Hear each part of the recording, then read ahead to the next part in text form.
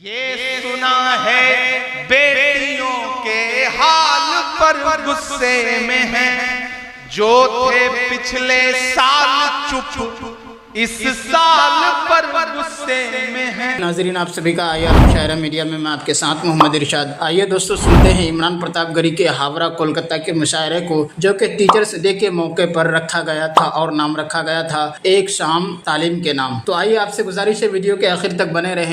یہ سنا ہے بیٹیوں کے حال پر غصے میں ہیں، جو تھے پچھلے سال چپ اس سال پر غصے میں ہیں، جو تھے پچھلے سال چپ اس سال پر غصے میں ہیں، جن کو ہمدردی رہی بلقیس کے ریپسٹ سے، یہاں سے وہاں تک، جن کو ہمدردی رہی بلقیس کے ریپسٹ سے، منی پور پر چپ تھے اور بنگال پر غصے میں ہیں۔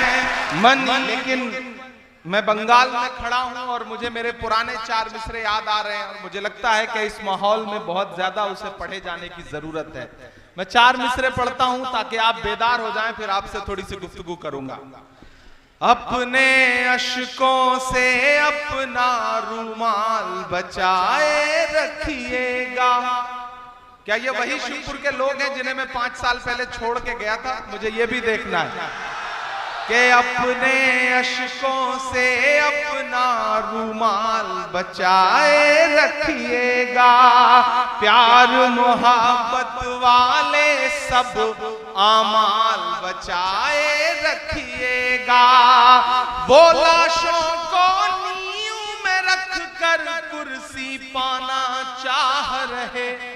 آپ پہنچیے گا وہاں تک جہاں میں آپ کو پہنچانا چاہتا ہوں کہ وہ لاشوں کو نیوں میں رکھ کر کرسی پانا چاہ رہے، آپ درندوں سے اپنا بنگال بچائے رکھیے گا، آپ درندوں سے اپنا بنگال بچائے رکھیے گا۔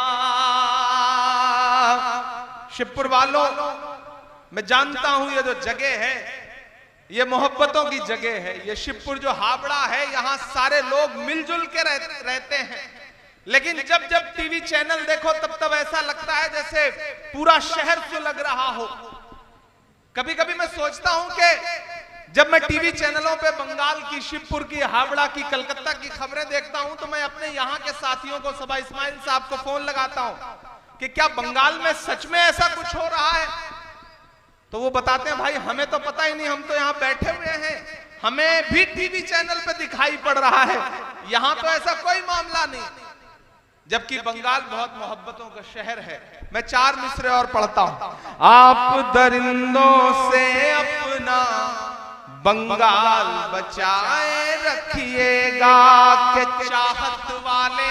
آئیے دوستو نظم سننے کے بعد بہشتی زیور کتاب سے کچھ باتیں سنتے ہیں۔ عام آدمیوں کے ساتھ برتاؤ کا بیان۔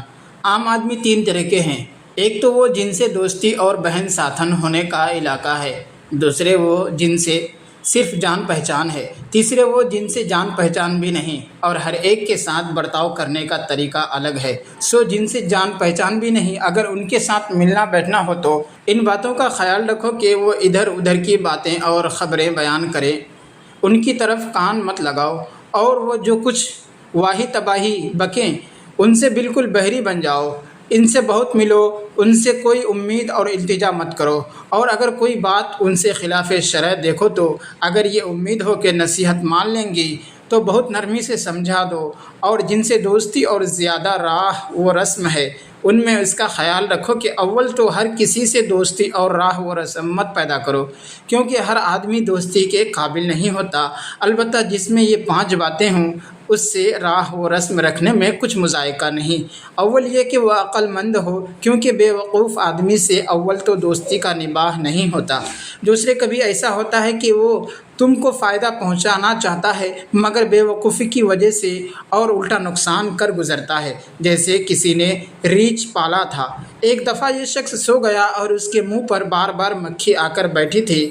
اس ریچھ کو جو غصہ آیا، مکھی مارنے کو ایک بڑا تھپڑ اٹھا کر لایا اور تاک کر اس کے منہ پر کھینچ مارا۔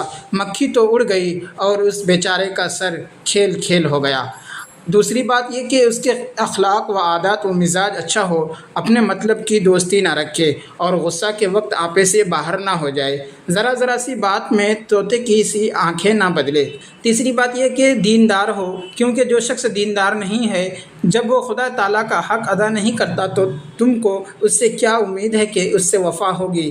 دوسری خرابی یہ ہے کہ جب تم بار بار اس کو گناہ کرتے دیکھو گی اور دوستی کی وجہ سے نرمی کرو گی تو خود تم کو بھی اس گناہ سے نفرت نہ رہے گی۔ تیسری خرابی یہ کہ اس کی بری صحبت کا اثر تم کو بھی پہنچے گا اور ویسے ہی گناہ تم سے بھی ہونے لگیں گے۔